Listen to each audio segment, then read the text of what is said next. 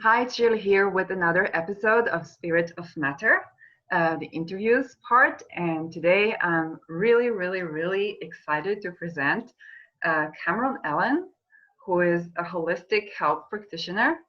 And when I say holistic, I mean he really does everything. He does astrological medicine, he does Kundalini yoga, he does herbs and crystals, he does Reiki, and kind of integrates all that into a real body mind perception that I'd really love to hear more about here.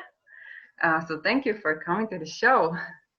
Yeah, thanks for having me. And I appreciate you acknowledging all the variety that I do bring because oftentimes, especially on the internet, I tend to be like present as just like mostly an astrologer, even though I'm known mostly as a medical astrologer. Mhm. But yeah, I just appreciate the fact that you like took the time to see all those things and how I weave them together. So thank you for that. And I'm glad to be here. That's that's amazing for me. Um, and I'd first like to, without further ado, I'd really like to know how did you get to do what you do? Because it is a lot and it all connects. So I'm really curious about your path to doing that. What do you like the most doing? And let people know what you do.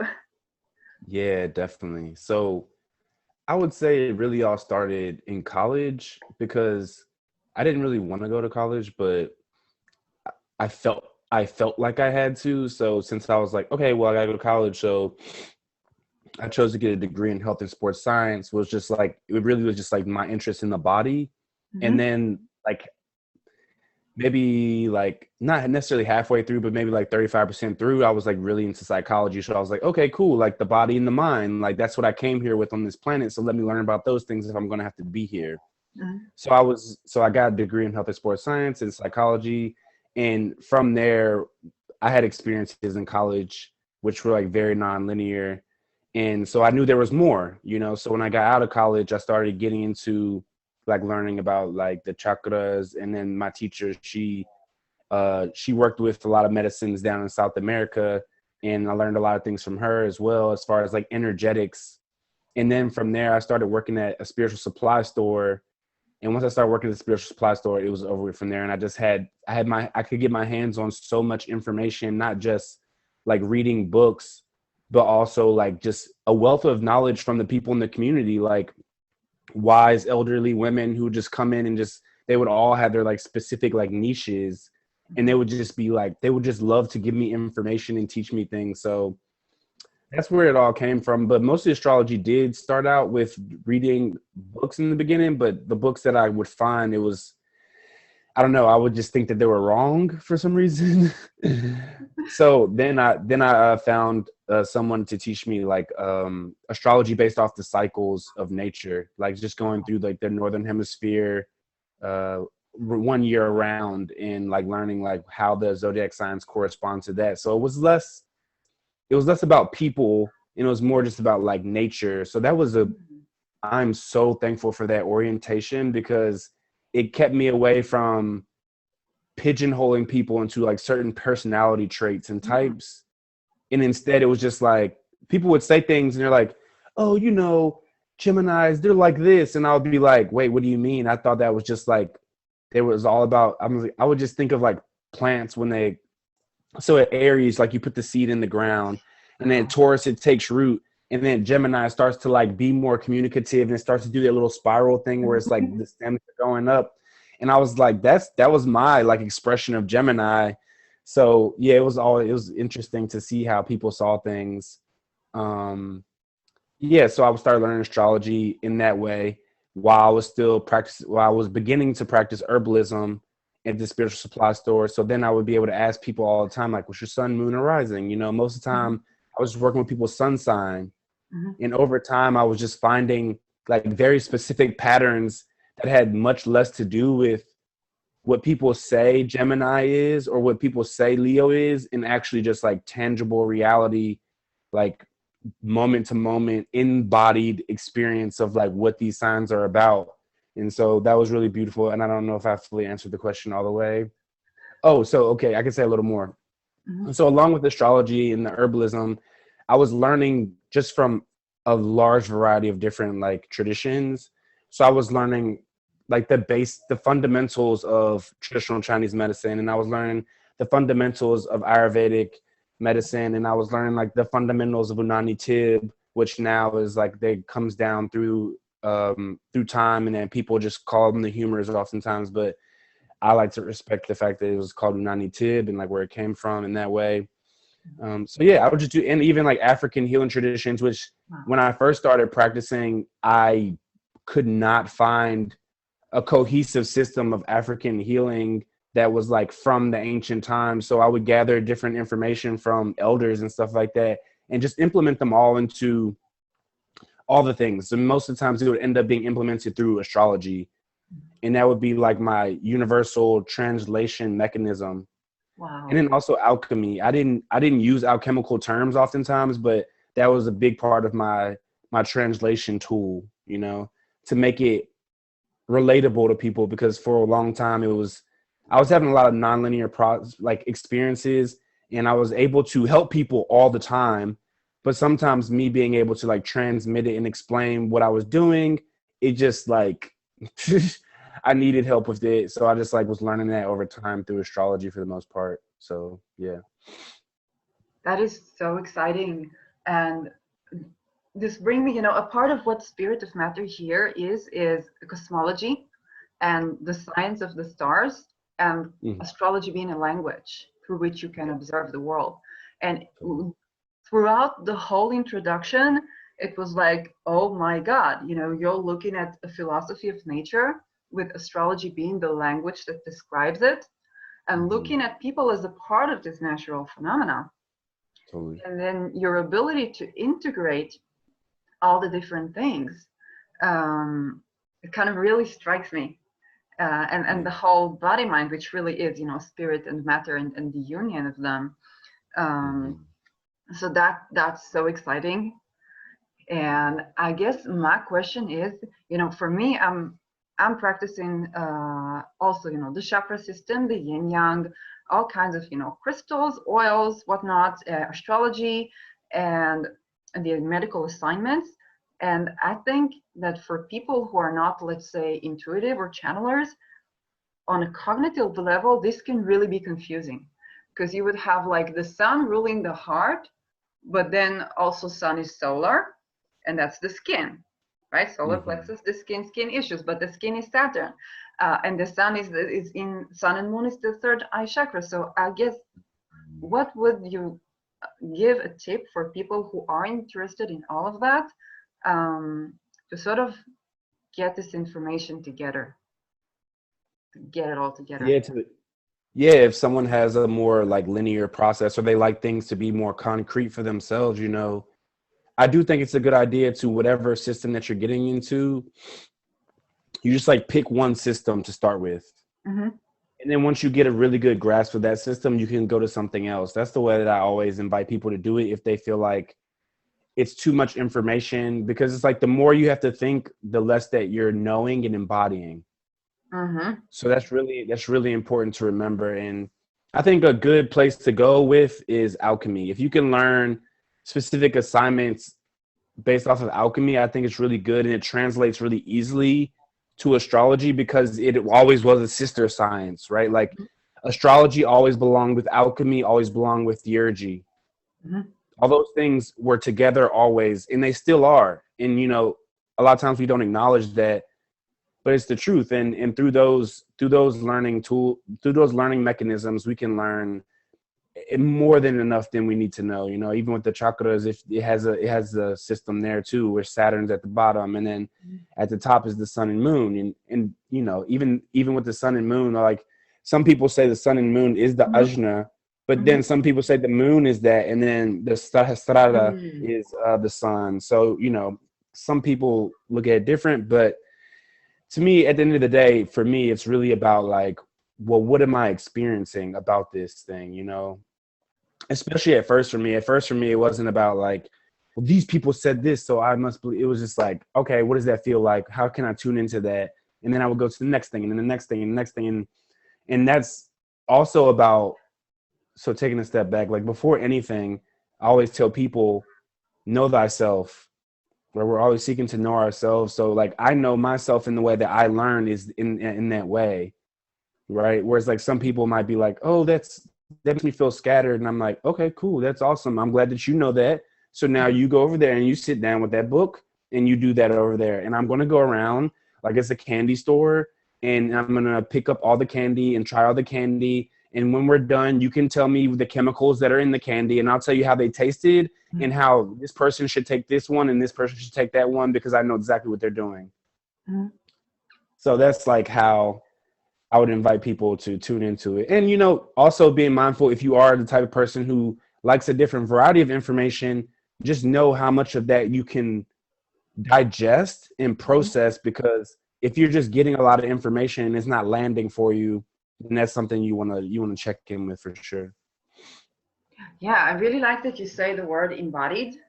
I also believe that even both with my clients and with everyone, I would say when you absorb a certain belief or a certain system, it's really important to get in the body and see how it feels in the body, like if it's right for you. And what would you, you know, we talk about it like in cognitive sense. How would you suggest to do that for a person in a practical sense? Like how would you suggest them to practically get embodied? Yeah, well, the first thing would be to know when you're trying to grasp for information too much. Like, no, like start to learn the feeling of like, I want to know this, because if you're trying to know something, then you're already in your head too much, right? Which is totally fine, because that is the first step. The first step is to identify when you're doing it. One thing to do as well is just be able to notice certain things. Like I always tell people when I first get them to work on embodiment, not even embodying like specific energetics, just embodying being in your body in general. It's like, where do you get anxiety at? If you can't answer that question, then you're probably not embodied very often. Or if you are, then you're not finding awareness around that embodiment. So the main three plexuses that I've been taught to work with is the stomach, the heart, and the head. So knowing where you get anxiety at is super important, so that you can like feel into what's happening. Also, as far as embodiment goes, it's like, how are you eating your food? Like, are you sitting with your food, and like, what does your favorite food taste like? Can you like close your eyes and describe the smell and the taste and like how it feels going down your body? And like, what is the difference between when I eat this food over here just because I like it and how that makes my body feel, versus when I'm eating something like really nutrient dense soup that's actually making my body feel like very like held and comforted and juicy, and it's like building me up. Right. So just like super simple things. So oftentimes too, in my work, like people will hear me talk about astrology, this, blah, blah, blah. And then they come to me and we're like, and I'm like, okay, cool. Let's throw all that out. And how much have you breathed today? Right. And like, how much movement have you done today? And when I say movement, I could mean exercise, but I could also just mean spinning your arms around like this 20 times, and then putting your hands on your back, putting your head back, Opening and the breathing chest. 20 times. And just like, just doing that. And I'm like, how do you feel now? And they're like, oh, I feel way more open. And I'm like, okay, cool. How does it feel in your heart space? How does it feel in this part of your body? And they're like, it feels this way. It feels that way. And it's like super simple things. Like I can go all the way back to the beginning of it all, you know? For a long time, I was really just inside of myself. And then like in my journals, I would write and I would just be like, I'm really just an elemental practitioner. Because at the end of the day, I would always just go back to the elements: earth, water, air, fire. And depending on who I was working with, I would also bring in ether. How And would I you would just go to that. to people who, let's say, come, you know, without this knowledge? Yeah, you know, sometimes I would leave it out until like further sessions, or I would just say like, okay, earth is like, what are you eating? Like, what is your foundational root of your like health? And then water is, how much water are you drinking? Or how many oils are you putting on your body or in your body? And the air would be the breath, and like, how are you breathing? And also the air could be relationships, because that's a part of it too as well. And then the fire would be your exercise or your movement practice, or even it could be like how you're handling your anger, or like your fuel or your passions. And then so ether would be the space that you're creating around all those things, or it would be like your dedication to spirit, or what are you being a disciple to? And that would be the ether. It's like whatever you're a disciple to, that's what's creating the space around you to hold all the elements. So yeah, and that's what I call the diet. I call it, so when I work with people, I call it a diet specifically because that word is just shrouded in judgment, shame, blame, guilt, bullshit overall in these days. So I'm just like, hey, look, I don't know what your experience has been with the word diet, but we're about to change it right now. Like, we're not going to do this thing where we're like, well, I don't want to go on the diet because of the way we like think of the word, how it's been distorted. We're going to take that word back and use it in the way that we can use it, because the first true definition of diet means is what we intake for habitual nourishment. So it looks like food, water, oils, breathing, movement, so that's what I mean by that. And that was a long-winded answer, but that's the answer. That's how it should be, because that really lets people know how do you practically do it. And I love it that you really get to the nitty-gritty of it, and you don't forget spirit as well. I really like that when you said diet, you did not mean just the food we're drinking. I think about Hippocratic medicine, and I think about how we nourish our mind, how we nourish our bodies, and how we move our bodies, and you put that whole thing as diet, which really feels like a reclaiming of the word diet and kind of changing the energy around it. Definitely. Yeah, it's also important because it could be simple things like, instead of somebody like I always talk to people about, like, when you go to a restaurant, you might have like 2 sides and then the entree, right? Whereas like some people I work with, the first side that they have is 5 minutes of breathing. That could be seen as a side, and then your other side could be going outside and sitting with the sun. And then your entree would be the food that you're eating, So it's like, it can change one's way of looking at things in their health in a very rapid manner, just through the deconditioning and like understanding how we're being nourished or not nourished. So yeah, super practical too. And it's very simple, and I emphasize the simplicity of it, and not that there's not people who find difficulty with it. And there's not, so of course there's going to be people who find difficulty with it, and there's going to be people who find ease with it. And I say, I don't care about difficulty or ease at all. What I care about is simplicity. So when somebody's like, oh, I didn't do it this way, I'm like, cool, come back to the simplicity. I'll do it now. And they're like, but I forgot again. And I'm like, cool, but like, come back to the simplicity and then just do it now. And we just keep doing that over and over again. And through that as well, we're teaching compassion for ourselves that we weren't taught from other people. We're getting rid of the judgments around it other people are giving us, because we end up doing it to ourselves as well. And we're just perpetuating the cycle that we act like we want to get rid of, but really we're causing the same loop and cycle to continue on. So, yeah. I really like this get back to simplicity. And, philosophically, it's like the descriptive ability, like the explanatory force, versus economicity, which is basically that simple. And the way when we manage to do something economically, like simple, then it's very grounding. It's very centering. And yeah, I see you're a bit frozen. I think I'm back now. Yeah. Okay. So I really like when you use the word simplicity, because it reminds me of economicity of a theory, and that's very centering. It kind of gets people back to their center. And I'd like you to elaborate on what tools would you give people to get back to their center? Yeah, the first thing I always go to is the breath, because that is always the first thing. And I always, whenever I say something, not always, that's not true. For the most part, I try to just bring it back to things that are undeniable, right? And especially in a day and age where I hear people say the word nuance all the time, because they like, and I love it in one sense. And in another sense, people are like, well, there's more nuance to it. And I'm like, look, man, like, Did you breathe earlier today or no? Did you drink water earlier today or no? When's the last time you moved your body? When's the last time you've been in your body? So it's like we'll talk about nuance and like how there's different, everybody's body is different, and and we get into all these things, and I'm like, okay, you're talking about level 12 of nuance, and you skipped 1, 2, 3, 7. Like, what are we doing here, right? So in a practical sense, I always first go to pranayama.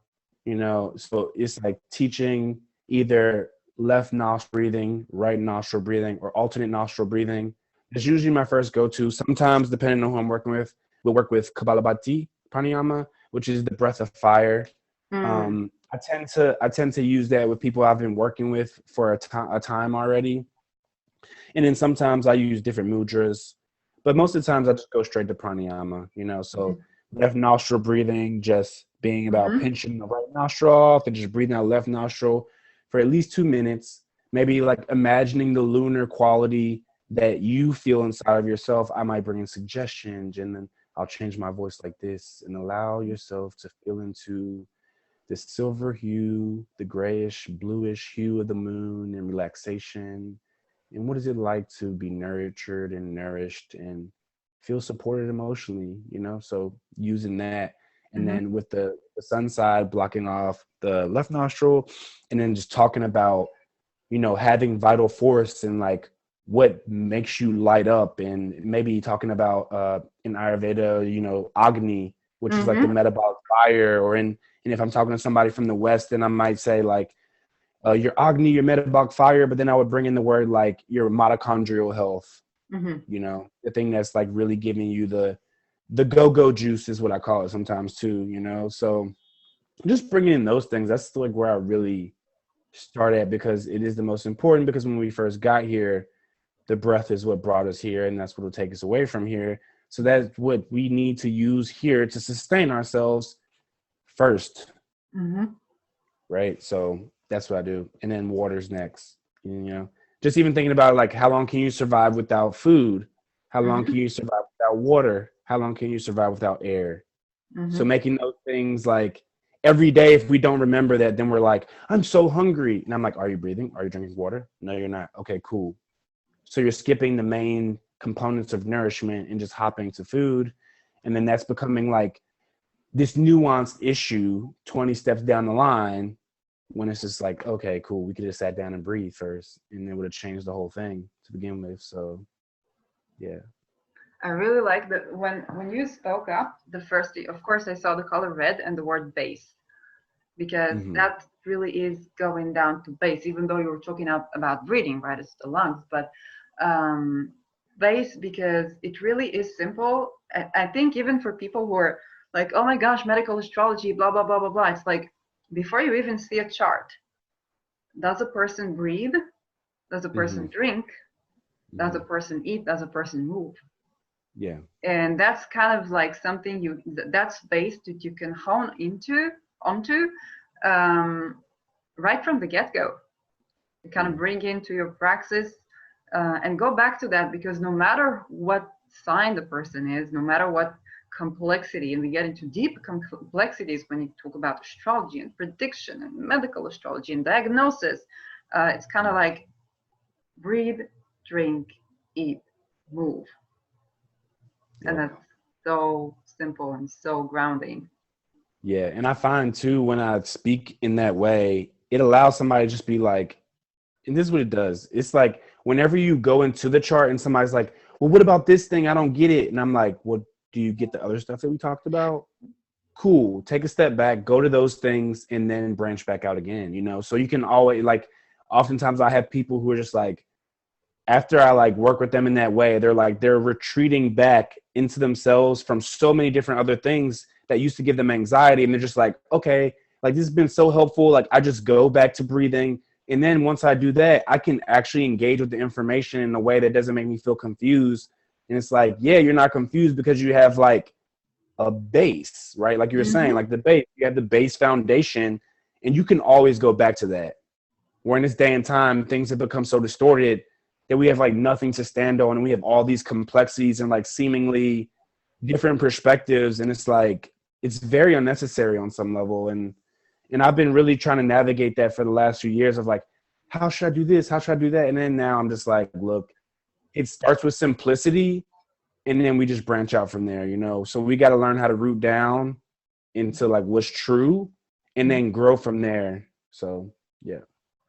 When you talk about the root and rooting down, I think for many people who try to branch off, which in astrological language it would be kind of a mercurial quality, like seeking information, translating information, kind of like swimming in information, but not rooting it down. And I think what I've learned on my body and what I've learned to teach my clients and what I've learned from practitioners, and this is also you, is when we root down, we're actually more able to absorb stuff from the ether. We're actually more able to contain richness and complexity. Definitely. If there's a lot of complexity to hold, there's a lot of cognitive dissonances out there to hold, to be healthy. Yeah. So I guess that's like really important to remember, because people think going to the base is losing something, but it's actually gaining. Yeah. Yeah. And I always invite people to remember that like Mercury's energy it can express much differently than we're expressing it as humans right now, right? Like it's like right now in my mind, I can make my foot move and it's going all the way down there very quickly. And that's very stable and it's very calm. And so like we actually do have a higher capacity to be able to go above and below with more quickness and it not be scattered at all if we work on our nervous system, if we work with the lungs and like tune in deeper, you know, because I think that's something that, sometimes people don't even know that it's accessible. Because people are like, well, I'm a mercurial type, so I'm, and then my nervous system, and I'm like, cool. And also mercurial types can be able to go over there, and then come to center and let the information integrate. And then go over there, and then go over there, and then do it again, and keep doing that. And just like, I want people to know the possibilities in like a broader spectrum of potential that the planetary forces can bring us, and the signs as well. So yeah, just knowing to name that. Yeah, because and when we talk about mercurial, a lot of people say, you know, astrology is a mercurial science, alchemy is a mercurial science. And when I think about Mercury, it's like, you know, it can get hot and it can get cold, and it's adaptable. But when I think about the nervous system, what it does, the way it is adaptable, it's not getting hot with the hot and getting cold with the cold. It's actually cooling down the inner system when it's hot and heating up the inner system when it's cold. And I think people are not so aware of that when they speak about Mercury and the nervous system. Like when we think about being mercurial, it's not adaptability in the sense that we become our environment, but that we nourish ourselves and center ourselves within our environment. Totally. Would you say that's something that Mercury does, or would you involve other planets and other factors in it? I definitely think Mercury does that in the way that it like connects. Whenever I think of Mercury, I just always see like either the day planets or the night planets, and how Mercury like stitching it together, you know. Even thinking about the caduceus, right? I always see Mercury like going back and forth, and it's like some people say it's both and sometimes to me I'm like, is it both and, or is it neither, or is it just the weaver? You know, so it's like it's weaving those things together, so it's like everything is all in alignment. So that I look at it like that, and yeah, that's what I would say. And it doesn't have to be just day and night planets. It can also just be whatever duality you see in anything. It could just be any of those things, you know, at the end of the day, you know, because it could be like weaving Jupiter and Saturn together, even though both of those are day planets. You know, it could be weaving Mars and Venus together, even though those are both night planets. So any perceived oppositional forces can be weaved together through Mercury, because it is the weaver, is the spirit, is the breath that weaves all things together, right? Even this is called spirit and matter, and Mercury is what brings those two things together too as well. So yeah, that's how I look at Mercury. Immediately I think about a chart and I think about, you know, the below and the above, and that uh, I don't think these categories are hold still today, but the below being matter and the above being spirit. Well, we know there is always an axis. Let's say the 612. I got people saying, well, I got the sixth house being afflicted, but I got a mental disorder. And I'm like, of course, it's an axis. It's the 612. It's spirit and Right. matter. Totally. Yeah. Mm-hmm. Yeah. One of my teachers, he says this, that there's only 6 signs and there's only 6 houses in polarity, you know, and that simplifies things so much. And it's so helpful when we're, you know, if somebody's getting caught up in just like, yeah, seeing like this is going on in the 6th house, but the 12th house is empty, but I still have this thing going on, you know, and it also will be expressed somewhere else in the chart is what we always need to remember too as well. So yeah, I always like branching off from the most basics, right? It's like one whole chart. Then you Mm-hmm. have the bottom and the top. Then you have 4 quadrants. Then Mm-hmm. you know, keep doing that. And the more I do that, the more I've seen like how simple things can be, and I can expand out further and further and further and further into like seeming complexity, which to me I always was taught too, like to know complexity means you have to master simplicity, Mm-hmm. you know, because that's all a complex is. Multiple simples. Wow. This is so important, and this is so true. You know, a lot of the diagnosis methods um, kind of dwindle down to binary when I think about yin yang, you know, cold, Hmm. hot, Exactly. and Hmm. then they add, you know, moist and dry. But Hmm. this yin yang thingy, it's like 0 and 1, and it's binary, and it can trigger people, especially when it comes to gender. Hmm. But there's in 1 and 0, we have managed to express a lot of our entire universe built into digital technology, like radios, like computers. And so mastering that 1 and 2, like yin and yang, black and white, is not black and white thinking, but it's actually the ability to build a fractal within it. If I look at the yin yang structure, I look at the fractal, basically. Hmm. It's something Yeah. that's infinite within a finite um, Yeah. Well said. thing, and kind of building up from there. Um, but then I'm asking myself, like, let's say for students who just begin to learn, what would be that yin yang that you would first teach them, and how would you teach them to build up from that? Well, I always like to decondition first. It's always Mm-hmm. my first aim. So it depends on one's background, and I'm good at question asking to Mm-hmm. see where someone is with something so that we can deconstruct the man-made ideas that they're currently holding on to as a construct that might Mm-hmm. not be helpful. Mm-hmm. So whether that looks like a normal like cis heterosexual way of looking at it, then I'll like smack it out of their hand and then we'll build something else back up. And if it's Mm-hmm. somebody who felt disempowered from that, depending on where I see that they're at and how comfortable we are together, I might smack it out of their hand too.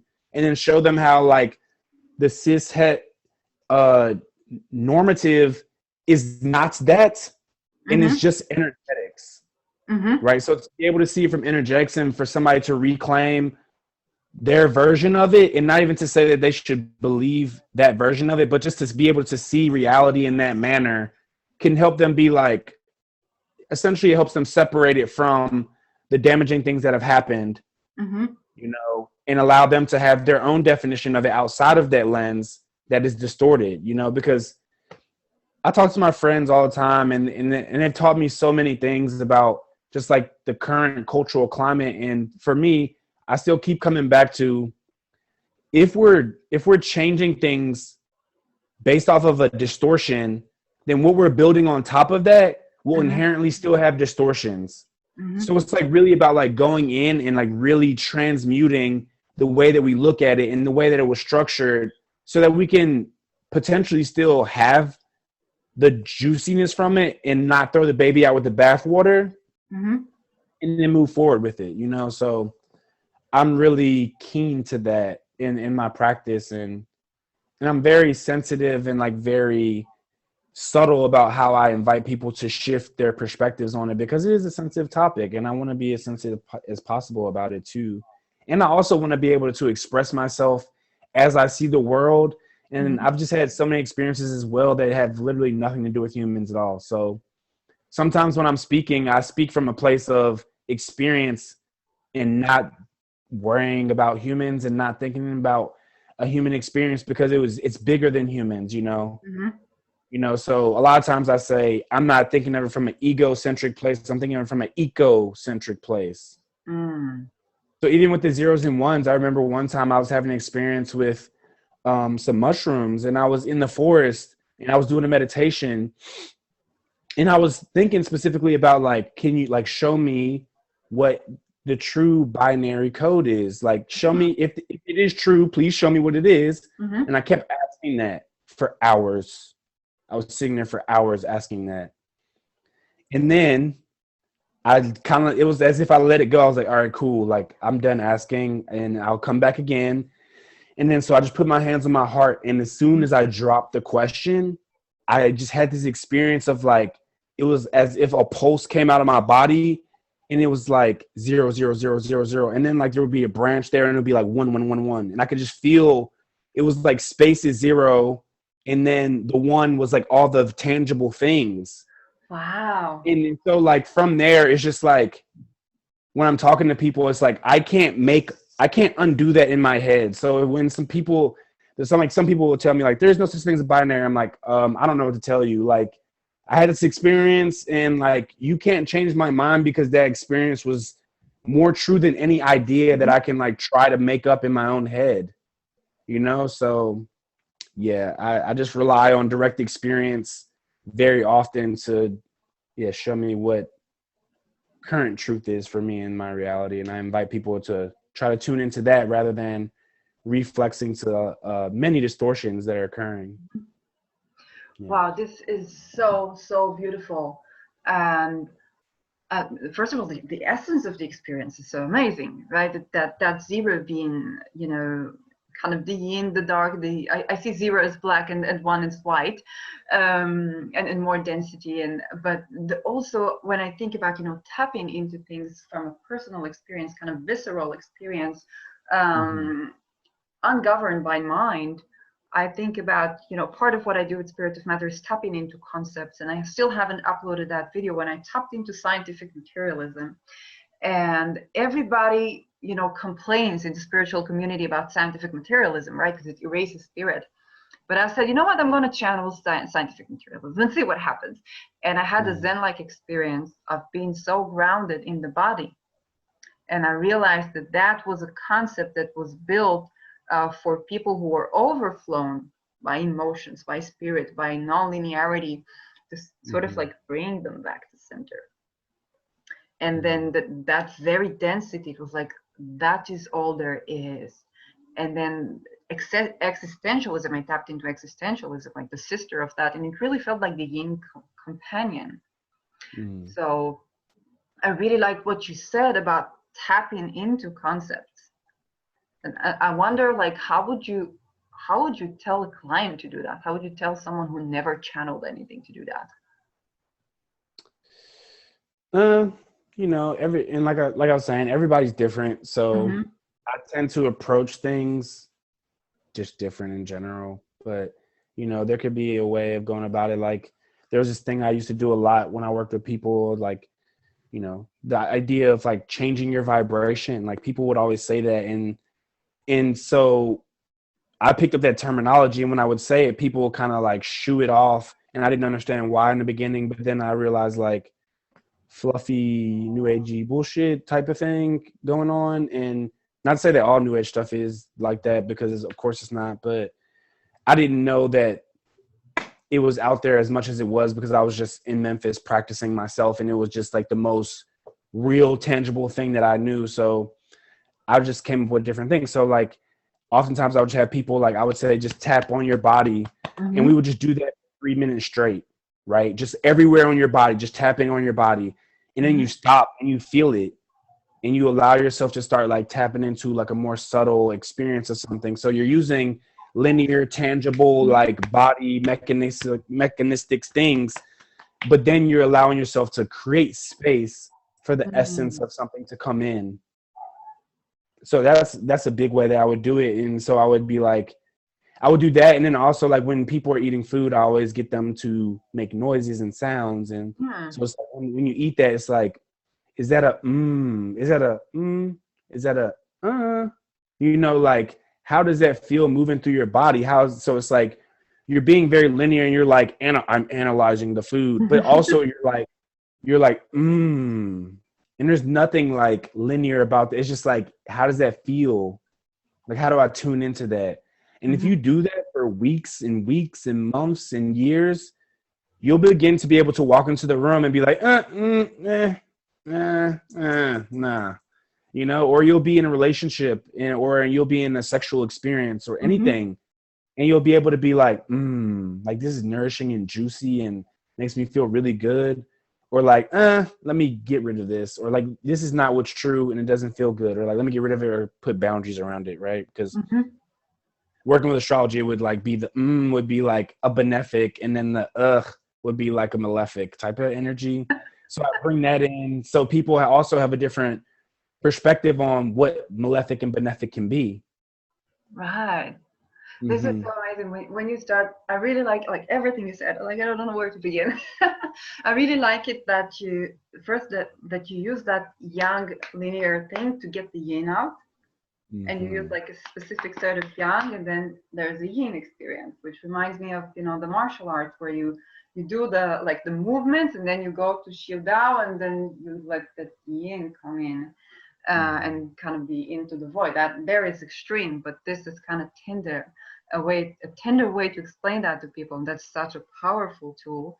And then when you got to that, embodiment of that cognitive young analysis, and that bringing it with the voice. First, it reminds me of tantra, right? It's the breathing, the voice, and the movement, and Mm-hmm. and then of course to bring that into your sensual experience. So you said food, and food is nourishment. When you said the word nourishment about sex, I was like, this is so important. Nourishing food, nourishing sex, nourishing relationships and people, nourishing paradigms. And this is such a powerful word um, to take from this. And when you directed it with astrology, with like a benefic and a malefic, and we have the temperatures, right? The Mm-hmm. temperatures of Venus, of Jupiter, of the Moon, and then the temperatures of the malefics like Saturn and Mars, um, and even Mercury to an extent. Like Mercury by itself is kind of like, it's gonna be cool with Saturn, it's gonna be hot with Mars. You want to bring it in with Jupiter, Mm-hmm. Mm-hmm. and that's kind of genius the way you look at astrology, like the whole. I'd really like you to elaborate about the whole natural view of astrology. Yeah, definitely. Yeah, so it's really just about qualities to me, and coming into astrology, I already had many other things, perspectives to have, Mm-hmm. whereas like sometimes when people come to astrology, they learn like from a specific lineage or tradition, and that's like just astrology.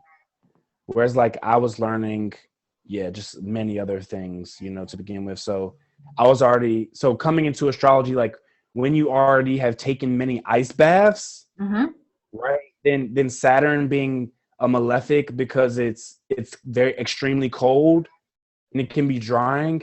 It has a different meaning to it. It has a different flavor to it because I already know the medicinal quality of coldness, right?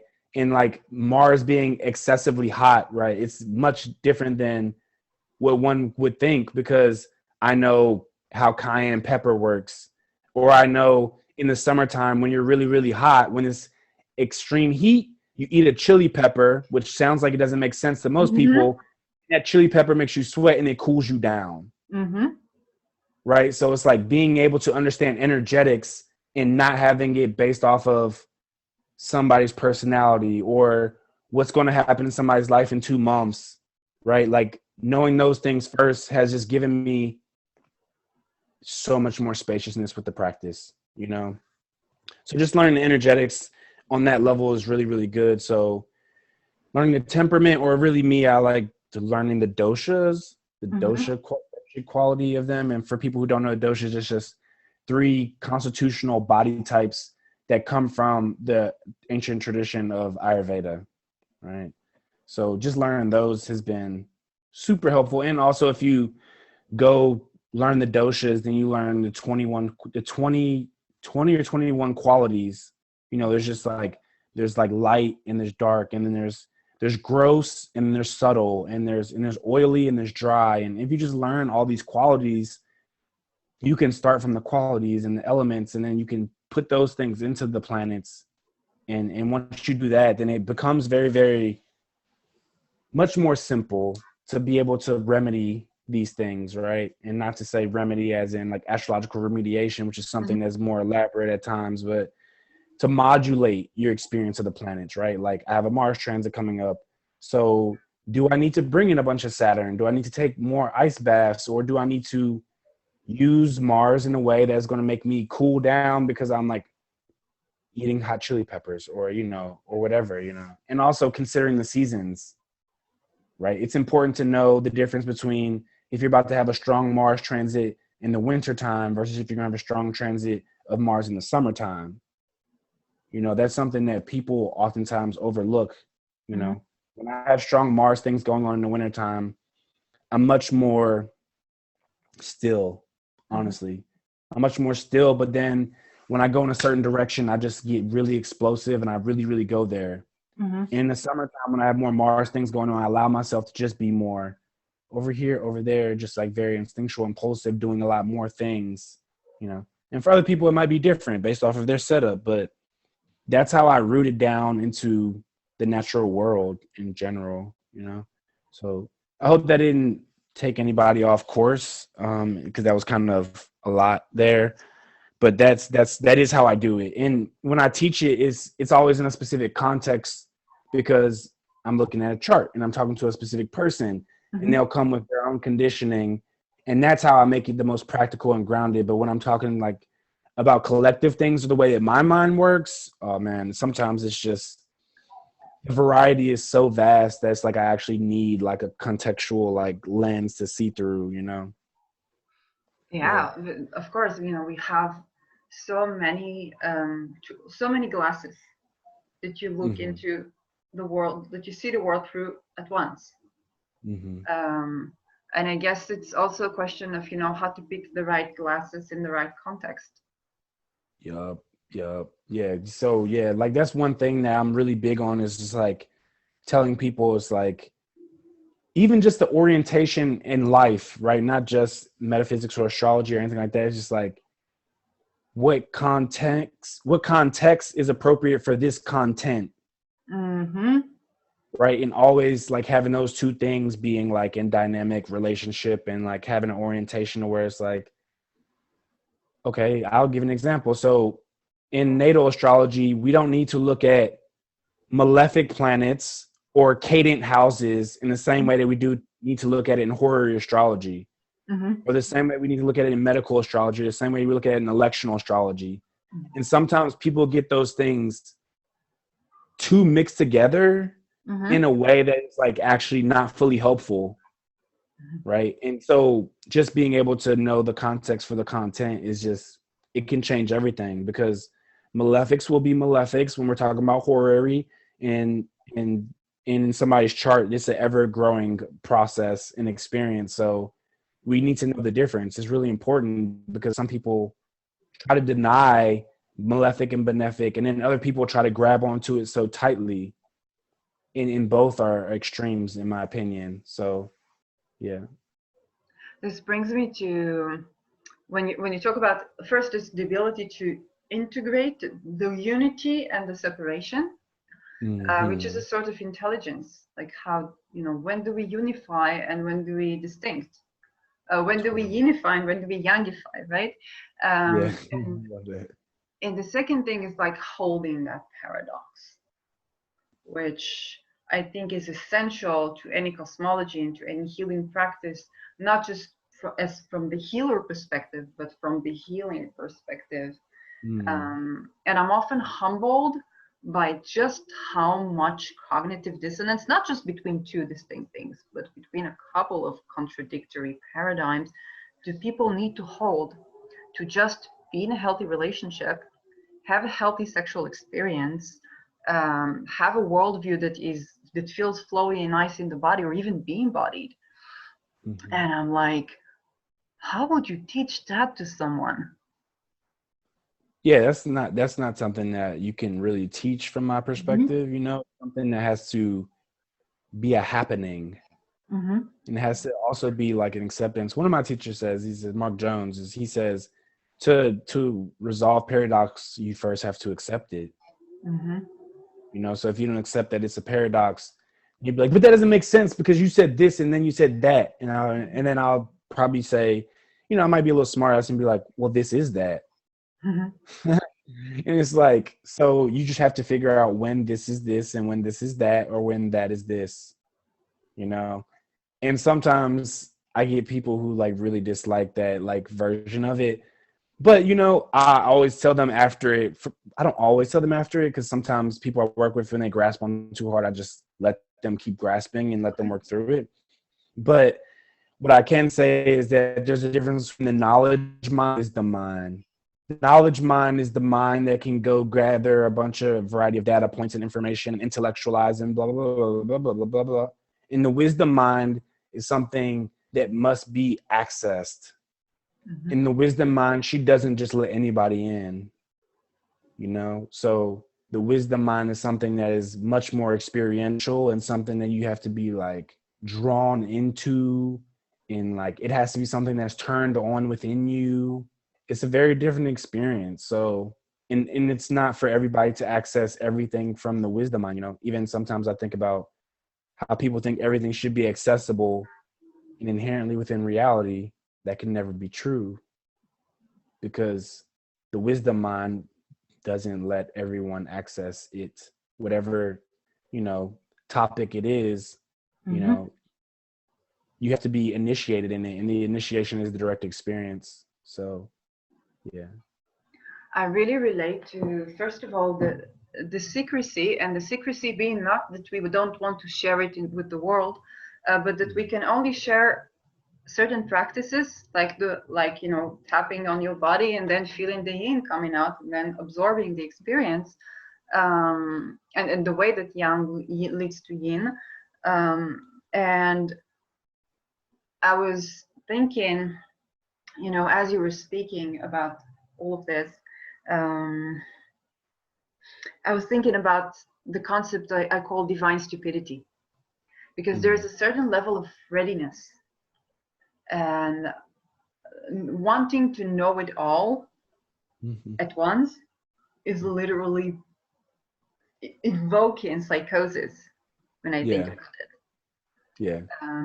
And that level of readiness, I think, is both, it takes me back to when you said, well, I simplify things, you know, breathe, drink, eat, move, and then start to do the rest, um, the way we would look at the chart.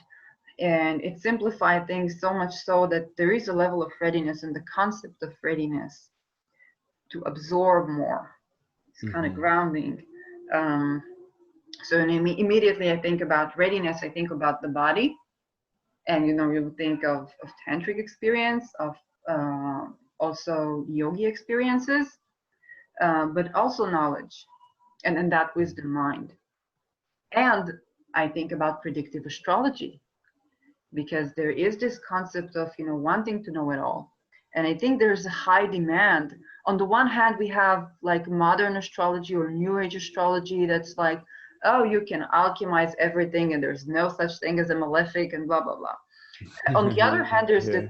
that split of more traditional astrology that's like, you got to be stoic, you can predict when the person is going to die, where the person is going to have a kidney issue.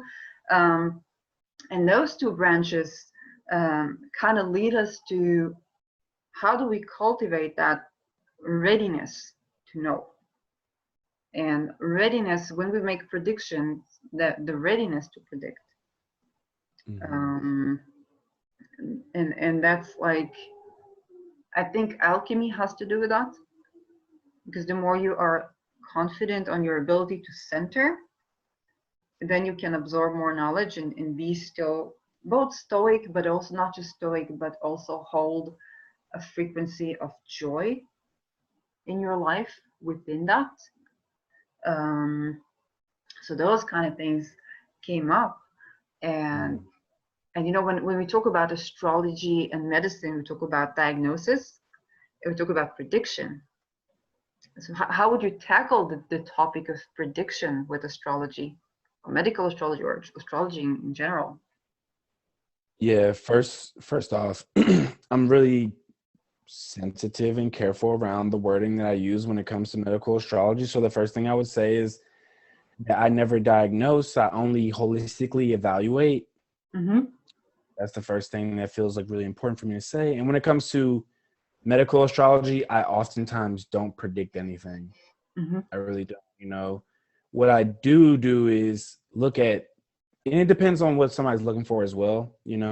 Oftentimes people want to know like when this started, why did it start, or like Mm-hmm. how long is it going to take for me to get past this. Mm-hmm. And what I like to do is ground them in like what are the energetics of what's actually happening, like how the chart is reflecting someone's tissue state, how the chart is reflecting. Because when I do medical astrology, I'm assuming that I do much less physiological, not less physiological stuff, but like more broad range things. So I'm like, this is your physiology and how your tissue state is working, and that's how this is a reflection of your relationship, and that's how a reflection of your emotional state, and how it's a reflection of your mental state.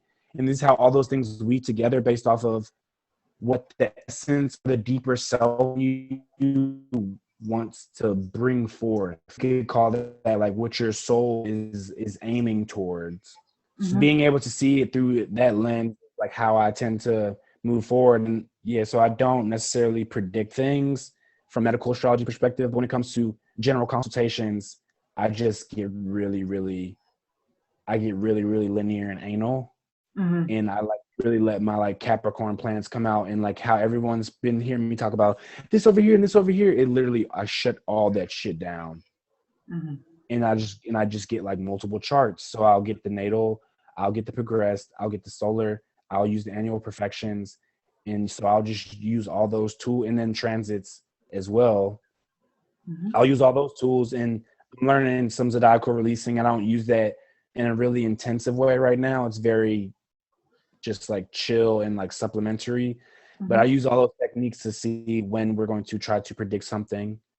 I also use um, certain midpoints Mm-hmm. in medical astrology. I only use midpoints in medical astrology, but I use certain midpoints in medical astrology to see when things could be activated as well. So in that way, I could predict things in medical astrology, but I tend not to.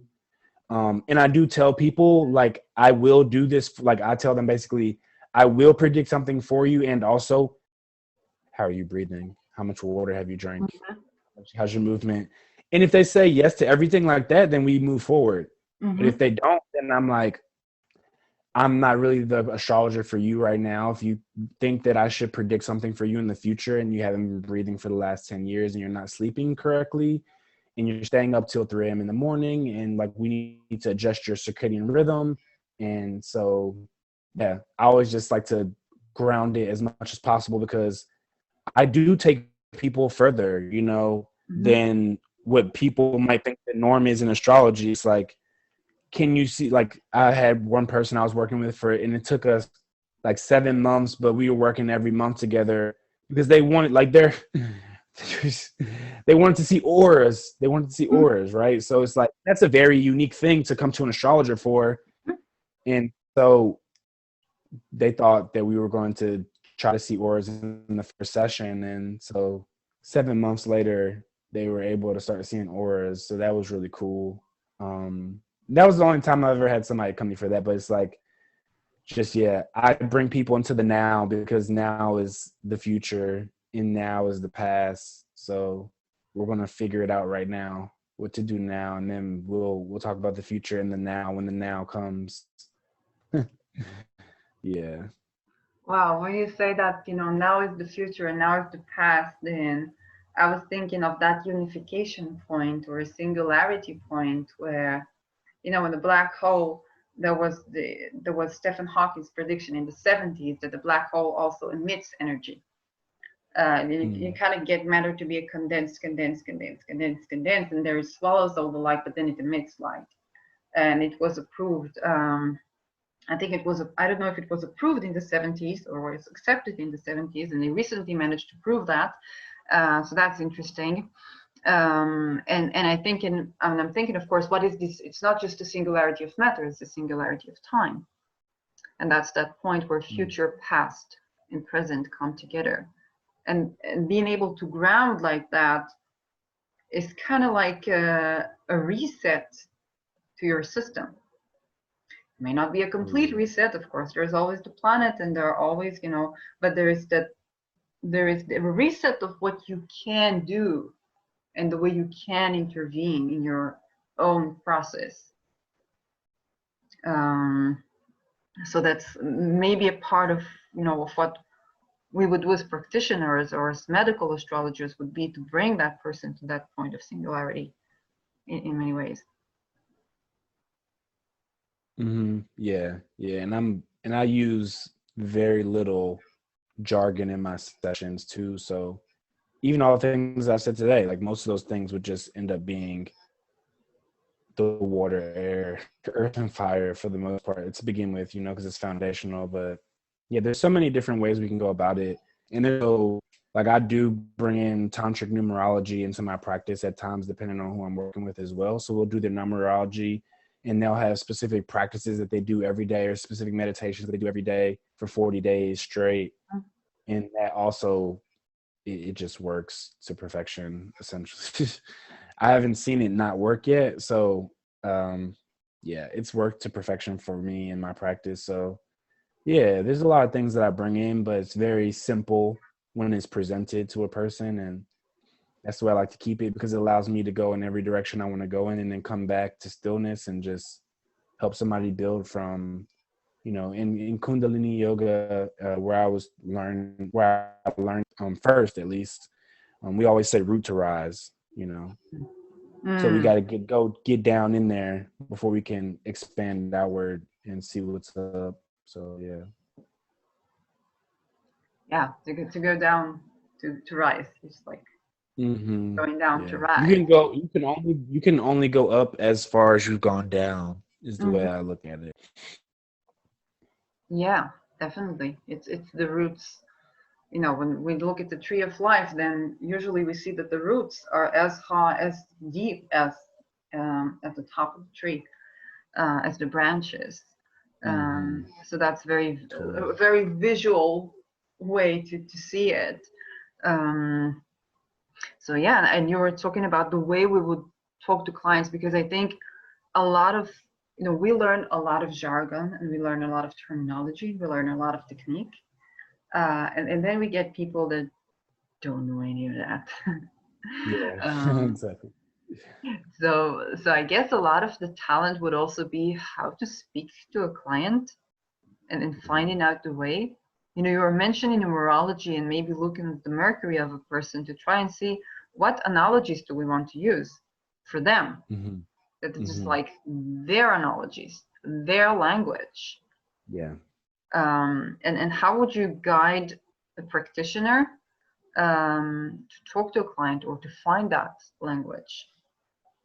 Yeah, so so when I'm working with people who are practitioners already, I tell them to learn how to express each element. So I will go back to elements again. So if somebody has a water Mercury, then you're going to talk to them very differently than if somebody has an earth Mercury, and being able to show people how to tap into that. So a water Mercury, I might tell them to close their eyes before I say something to them, right? So feel it.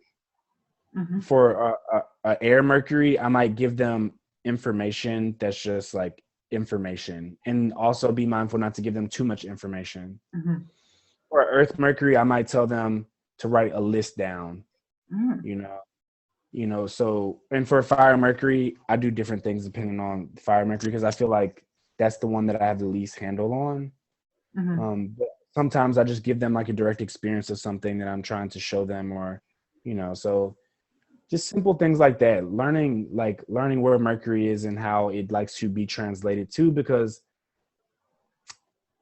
Mercury being language is words, but it's also just language in general. And we have to remember that words are a very small amount of language. Mm-hmm. It's like less than 10%, they say. Who knows if that's really the true percentage? But what I can say is it's not a lot. Mm-hmm. So even just like if I'm talking to somebody who's like more watery, like when I say things, my voice might be softer, and I might be saying things and bringing my hands towards me and just like, come on, come in, like feel this like nourishing quality to it. For a fire person, I might, honestly, I might bring out more of my like athletic side, or like my more like, this is how we do the shit, like, and just like very maybe more sharp. It's like, just do that shit and it's gonna work. I don't know what to tell you. That's what's up, like that kind of quality. And so yeah, I just embody those frequencies as much as possible and continue to learn that more and more over time. And if somebody wants to learn something like that, they would have to come directly to me, because it's not always just the easiest to transmit as a idea. So yeah, that's what I would say. Yeah, definitely. I really like the way you body minded your translation. And I'm thinking about that invitation, that yin watery, that invitation to like an invitation, and then that passion of that Yeah. water sign, that showing someone like to viscerally feel that, rather than to invite them into your point of view. Mm-hmm. And it's also how these Mercuries communicate themselves. So we can Totally. kind of notice that in people. Um, and I guess it does require the practitioner or the astrologer to somewhat, I guess that's why it's also mercurial, to somewhat be a bit of an actor. Definitely, yeah, and be able to communicate in the variety of ways that communication actually exists, and also people have to first know how communication works outside of the social norm paradigm, Hmm. and a lot of times too, I help other people to learn how their Mercury's working, because Hmm.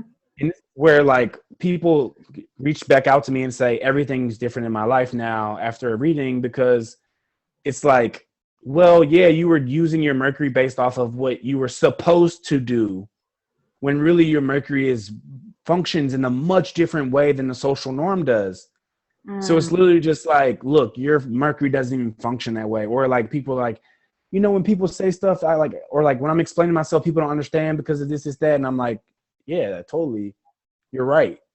It makes sense. And I tell them why it makes sense. And I tell them like how their Mercury is functioning rather than how it should function, Hmm. or like how they're wrong, or how they need to adjust themselves to like fit into something. It's like, first you need to know yourself and how this Mercury is functioning, so then you can do that more with more depth and Hmm. more gusto, and then you can drop all the other judgments and actually learn how to bridge the gap between like how your Mercury actually functions and how the society's functioning, because those two things can be in a more harmonious relationship if we know ourselves more deeply. Yeah. This brings me to paradigms, because actually one of the first channelings that I got when I left university and I decided to do a thought experiment in channeling science, which is the name of my channel. One of the first channelings was that the scientific endeavor is like a Tower of Babel, and then each paradigm or each way to see the world is like a variation on the canon, like variation of the truth. And when I think about Mercury, I think about epistemic standards for empiricism, i.e., how do we know that we know?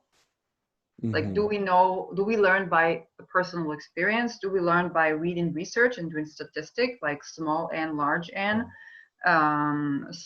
small number of study cases, large number of study cases? Do we intuit our knowledge? Do we observe and embody our knowledge? And all of these ways are valid ways to see the world, which we oftentimes don't get in contemporary scientific discourse, Mm-hmm. which is a part of what this channel aims to change. Um, and I guess it can leave people feeling isolated, disconnected, and kind of disown their own intelligence. which has, far-reaching effects both on their well-being, their mental state, and even the very physical, well-being, how safe they are in the world if they don't manage to voice their voice or have a place for their thinking. So I really like it that you mentioned that you allow people to have a voice in the world and validate their own thought process, the way that they work. Exactly. Yeah. And it just goes back to the first thing is always deconditioning, even when I think about it's like when you go into a course, it's like part 0, introduction.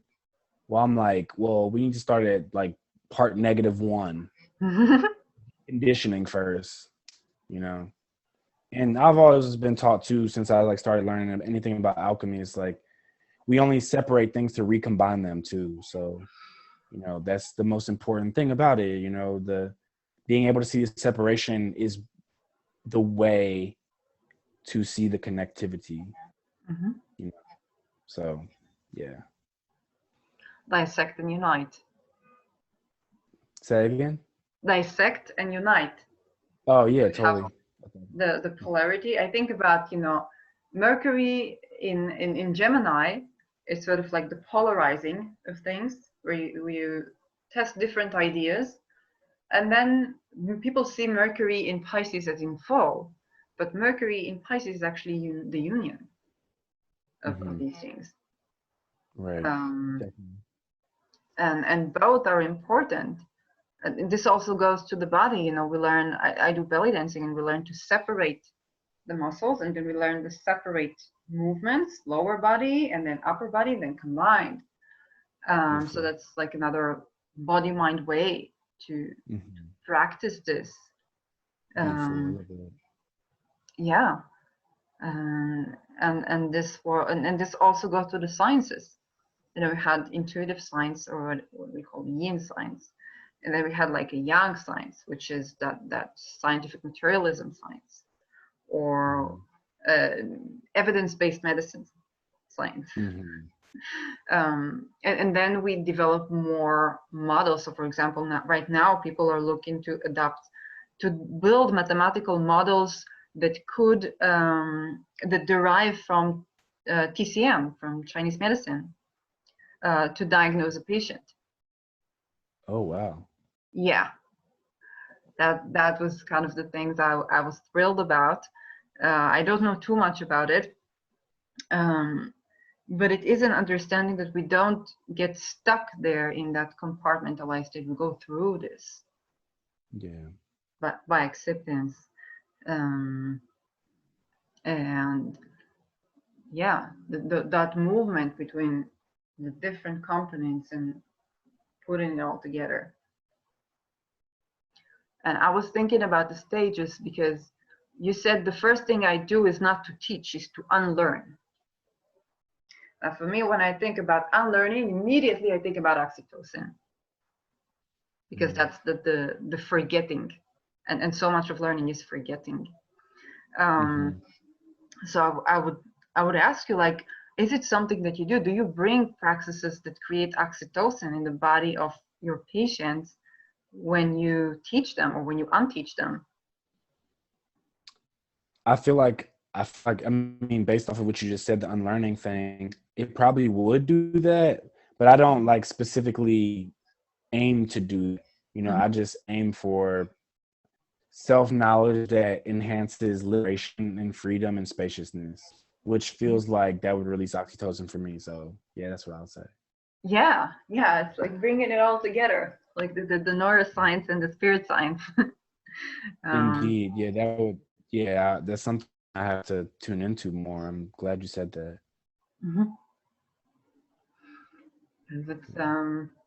I think and speaking about that brings me back to another thing when we talked about reading charts, and in terms of medical astrology, we basically look at the phenomena. And if I talk about neuroscience, then right now in neuroscience there is this obsession about finding the neuron, how do they call it, like the the book neuron, the neuron that keeps the workbook, the neuron that keeps the passage of time. And it's so beautiful and important. But there are phenomena that are not local. And then you have, for example, if I think about prediction, for example, let's say a patient comes and say, oh, when will I heal from this ailment? Yeah, then you could have, let's say, I don't know, 60 different significations that could allude to that, and then you would need like at least 3 or at least 5. But those could be any of these. And that brings me to the point of holistic view and the idea that there are certain elements that are involved in a phenomena, but they don't rule a phenomena. Agreed. Yeah. So I guess, how would you see that in praxis? Like, could you give maybe even concrete examples for our viewers on how would you look at a chart of a person who comes to you with a medical condition? Yeah, so the way I do that is first I go to the ascendant.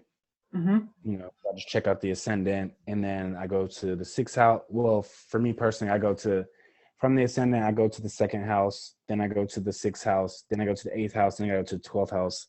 And I use the 2nd house because oftentimes it's not really talked about how the 2nd house is used in medical astrology. And it's because people didn't use it that way, really, actually. So, but I always think of it as like what you're putting into your mouth, or like what you value, or like your self-worth and stuff like that. So for me, in my practice, that's really, really important.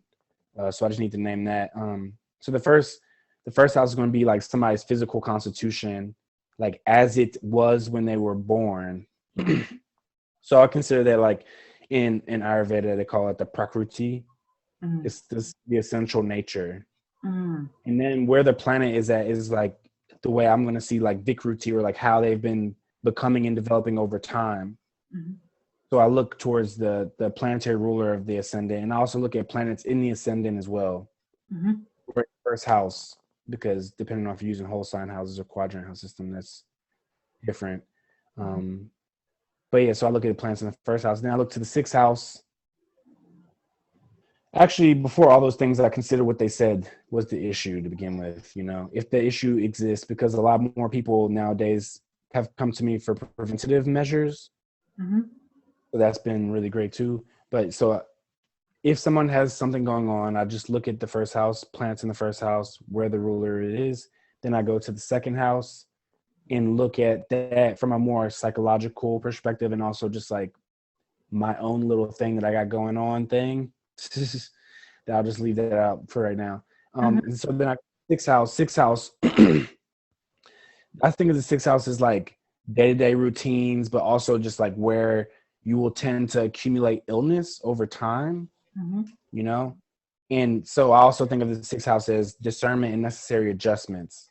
So it's like, what have you been doing day to day that has been creating illness, that is also the things that are necessary to adjust, And then the 8th house is the house of death, they say.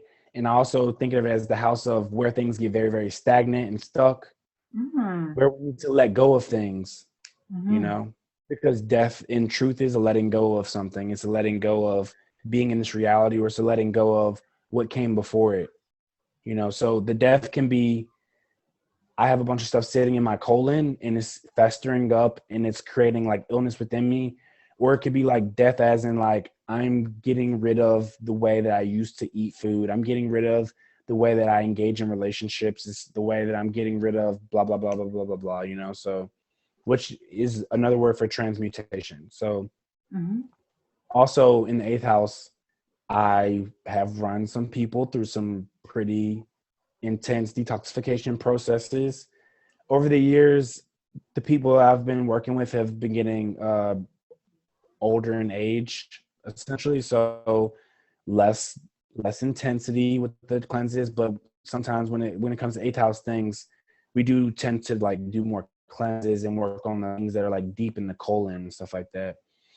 And then so the 12th house, I work with the 12th as people's unconscious projections, issues with the lymphatic system, and just hidden things like, 12th house, they say, is hidden place, so all those things are a constellation of forces or energetics that like allow me to see very elaborately what's going on, so we're working on like, sometimes too, we don't even necessarily do physical things. We're just like, okay, first, like for the first 2 months, we're just going to identify every single time in your day-to-day practice, right? If something's going on in sixth house, or if the issue that is manifesting is a sixth house issue, then we'll just be like, every day we're going to just identify the things that you need to adjust.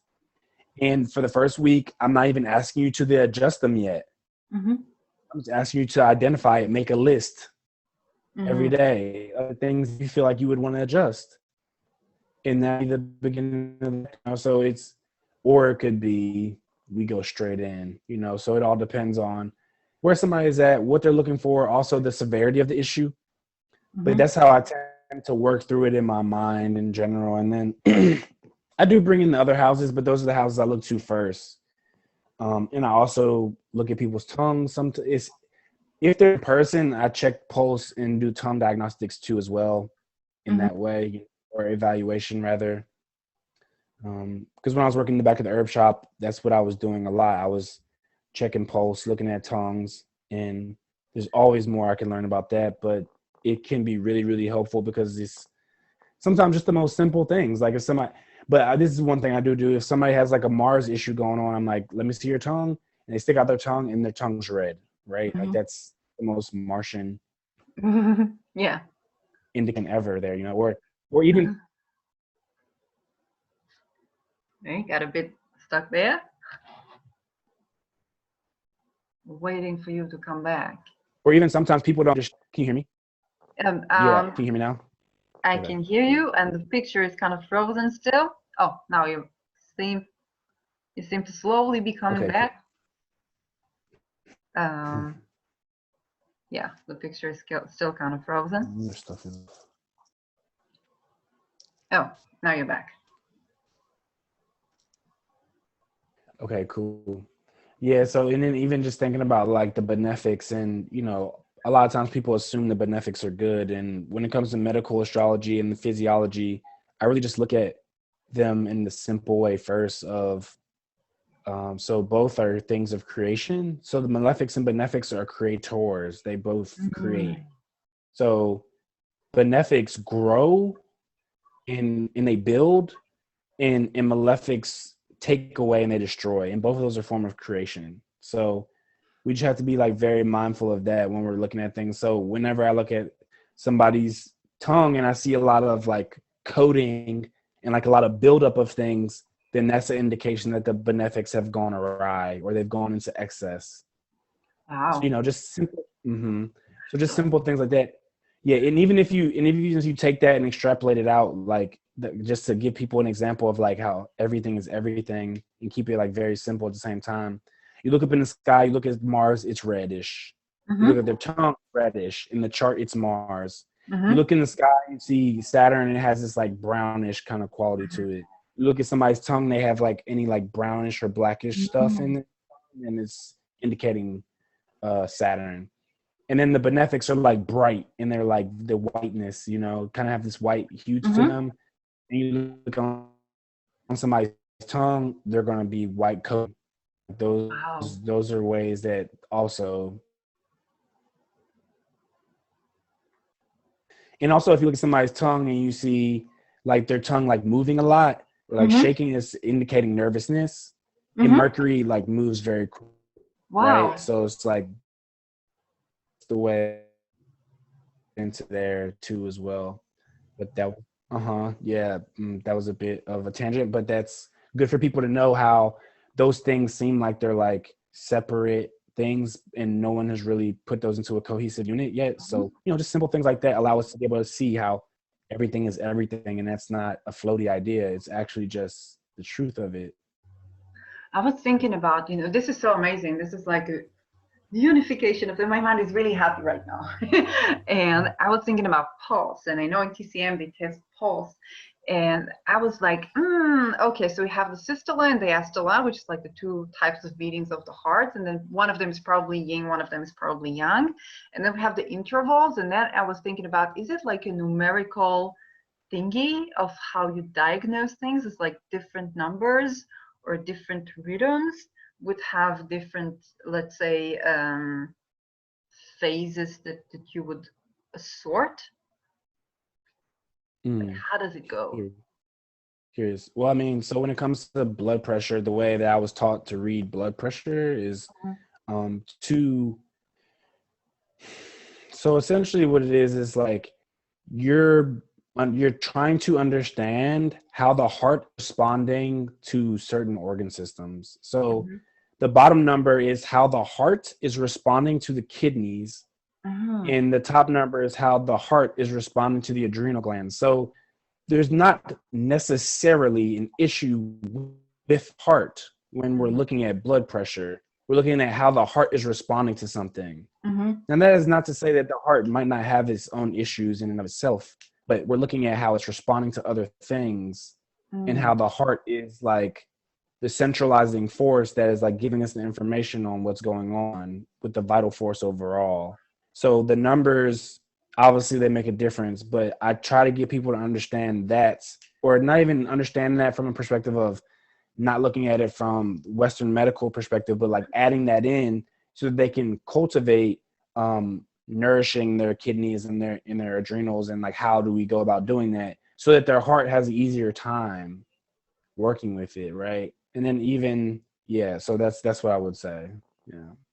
Yeah, I was thinking about the kidneys and the adrenals, and I'm like, we associate them with different feelings, with different states, with different planets or signs, and immediately like that gets you to know internally what the person is sort of dealing with. Definitely. Yeah. Every single bit of information will give us emotional and psychological dynamics, and that's just like a route that people really have to go down before they can really tune into that, especially from like different lenses and perspectives. But it always does. Always. Yeah, and when I think about the 12th house, I call it the house of what we don't know that we don't know. I was thinking, how do you bring a person to awareness? And the house, when I do spirit of matter, for example, taking charts of scientists and people who shape the way we see the world, I look at the ninth, I look at the 12th, and the 12th is the collective unconsciousness, what we don't know that we don't know, and they tap into it, they bring into the ninth, bring into the 10th, bring into the third and the 11th, and that's how it gets public. That's how they get famous. But this is also the house of secret bed pleasures. So I was thinking kind of bringing the Kundalini energy in can help a person kind of see that which they don't know that they don't know. Am I making a correct prediction, or how would you do that in your praxis? How would you get them to understand, to see the 12th for themselves? There's a few ways I get people to see the 12th. The first thing that I think about when it comes to 12th is the signification of self-undoing. So, that can be,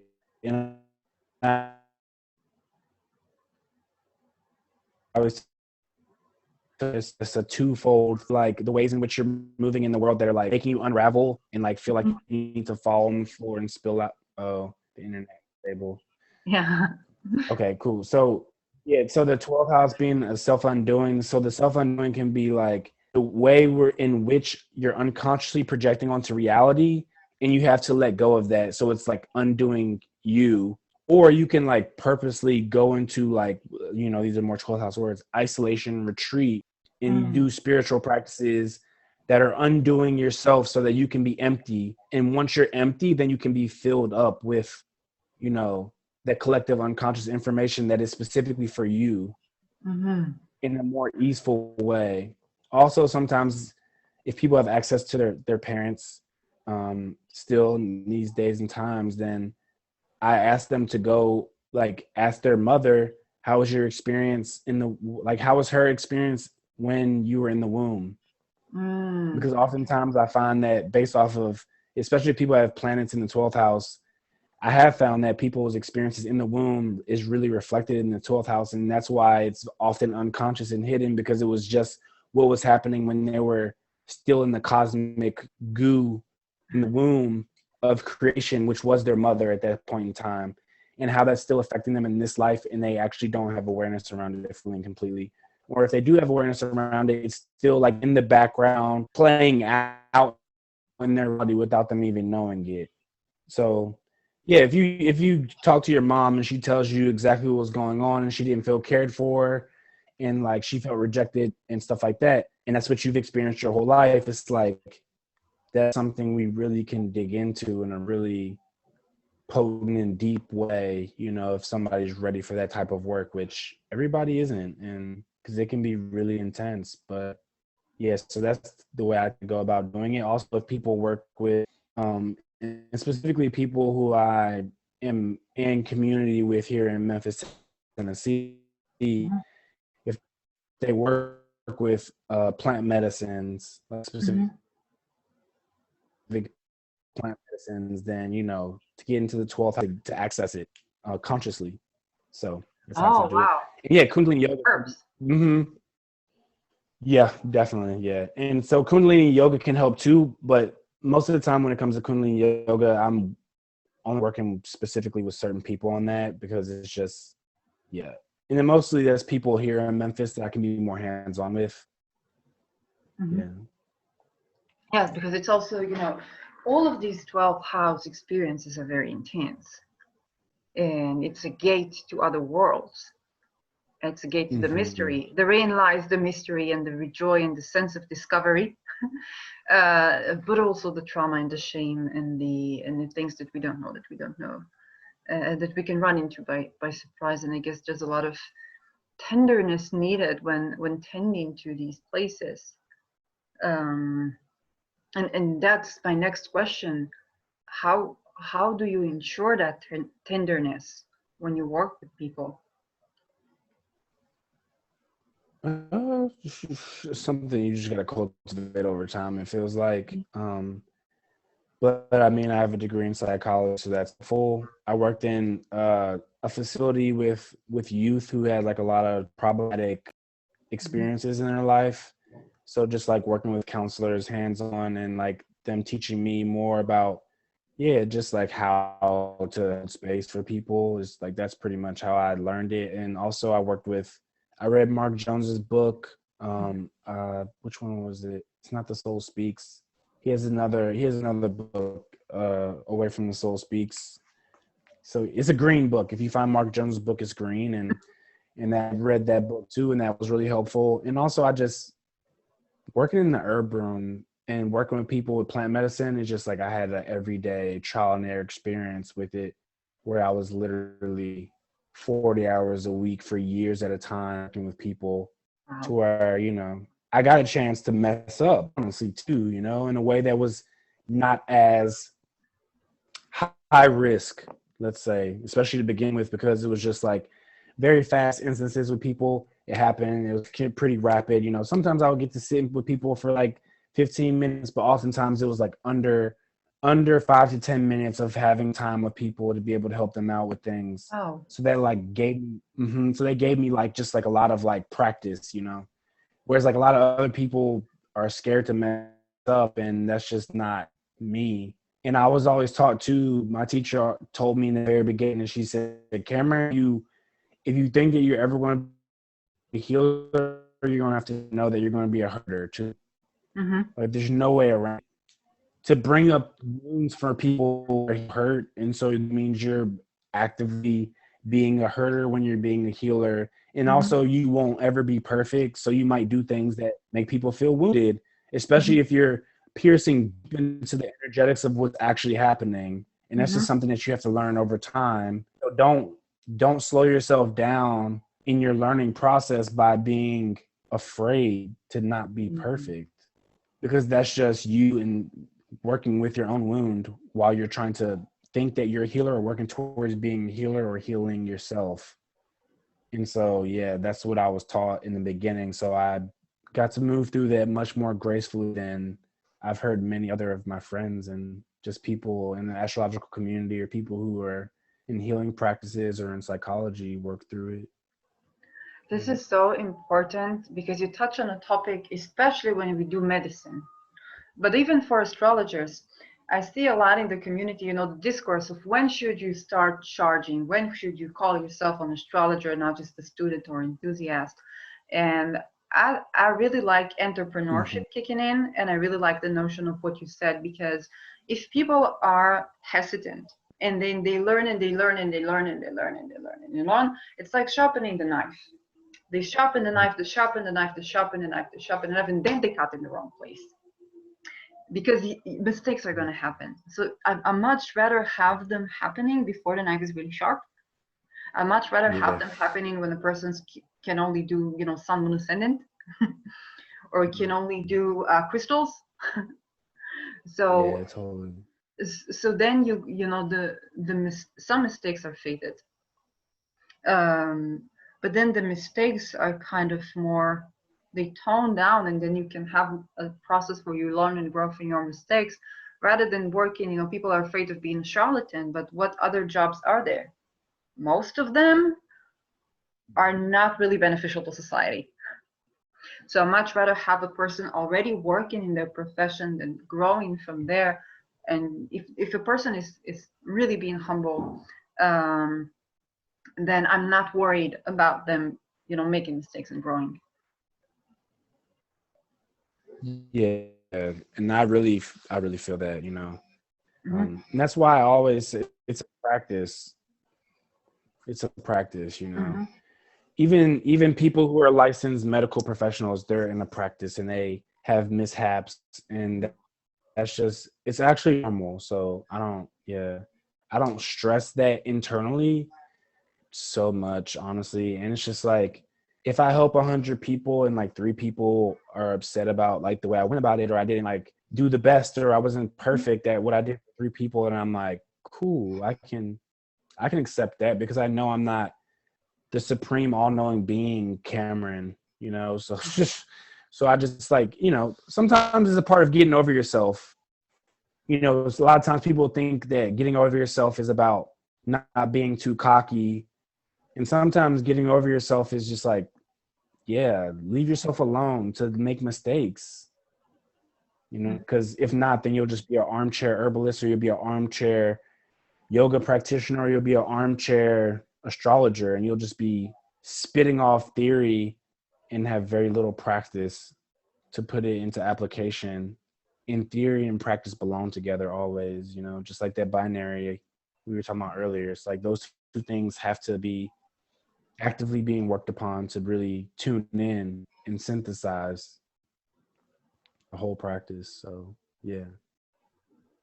Well, you've taught me so much in this, Okay. last, hour and 40 minutes, and I'm sure that anybody who watches this is like overwhelmed. So I'd really like you to tell us, like, where can people find you, and what services do you give, what you have going on right now? Yeah, totally. Yeah. So you can find me on Twitter, you can find me at CADream7. On Instagram, you can find me at CADream6.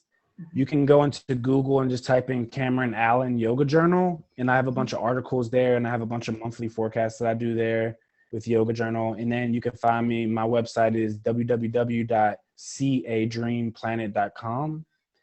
And on my website, I do have like astro herbal consultations. I have general consultations. I have holistic health consultations, a few different varieties, but I also do energy work and some other things too as well that isn't necessarily on my website. So if anybody's interested in any of those things, you can just get a general session and then just talk about how you want to expand in different variety of ways, and we can do that. Or you can send me an inbox, an Instagram or Twitter, and just inquire about like what you're looking for, and if I can help you with that, then I'll let you know. And if I know somebody else, then I can send you their way too, because sometimes people are looking for things that are so specific that I just send them directly to like a myofascial release expert rather than me doing a chart for them, because I feel like it would be more helpful for them. So I do have a lot of resources I can send people towards as well with that.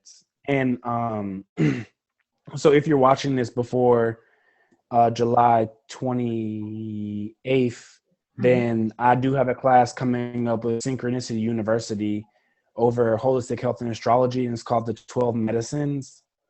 So it's just going to be like learning about like the medicine of each zodiac sign and how we can take that and embody that and become medicine wherever we go. So I have that coming up, and I'm sure you can find that link or you can find that on my Instagram page, and I'll be posting up more about it in the next few weeks too as well. So yes. Yeah, and I'll be posting the link also directly to the to that workshop. Awesome. Appreciate that. Yeah. So that's amazing. Do you do other teachings? Do you also train people or train practitioners? Yeah, I'm open to it. I don't do it all the time. It depends on where I'm at with things. You know, like in the next week and a half, I'll be traveling a bit. So sometimes yes, sometimes no. It depends on what somebody's looking for and in the time that they have to really dive into it, because there's levels to the practices that I give. So yeah, it'd be very simple, and we can work on like a week to week, month to month basis, or sometimes it's like I'm checking in every other day and I'm being very Capricorn, Saturnian about the process. So just invite for people to know what they're really, really looking for when they come to me. And that would be really, really, it'd be better to work that way. If it's something that's more like mentorship wise. Yeah. And also if anybody has any questions, just invite to reach out and like just ask any questions for clarification, because I know I did talk about a large variety of things in this, and it might feel kind of not necessarily all over the place, but there's just a large variety that might need synthesis. So invite to ask questions. So yeah.